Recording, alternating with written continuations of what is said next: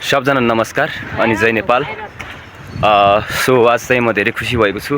40 दिनको भए पनि निर्वाचन प्रहरी भइसकेको छु र आज चाहिँ ड्रेस पनि आइसकेको छ। अनि मेरो छिमेकी गाउँ सुनसेराको चौकीबाट अहिले म घर जान लागेको छु, ड्युटीबाट आएको।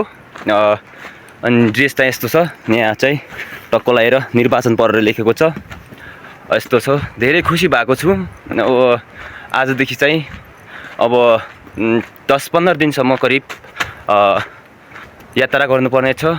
म चाहिँ अहिले चाहिँ घर जान लागेको छु। यो पछाडि आइरहेछन् अरूहरू, यो बुढो फुपूहरू पनि भइरहेछन्। यो ड्रेस लगाएको छन्, कस्तो टक्क लगाएर सुहाएछ। हेलो त भनिदिनु, हेलो भनिदिनु हो। हेलो। अब यस्तै हुन्छ, गाउँको मान्छे धेरै सोझो हुन्छन्, अब बोल्नलाई अलि लजाउने जस्तो हुन्छन् होइन।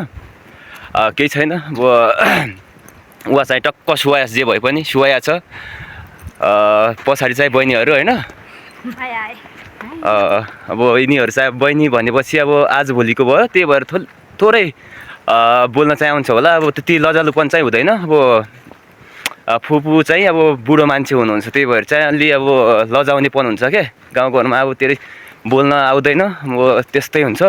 अनि म चाहिँ कस्तो देखेँ, टक्क ड्रेस लगाएको होइन, टक्क यस्तो छ। क्युटी होइन, हेन्सम बन्नु, हेन्सम। क्युटी भनेपछि त केटीलाई भनिन्छ।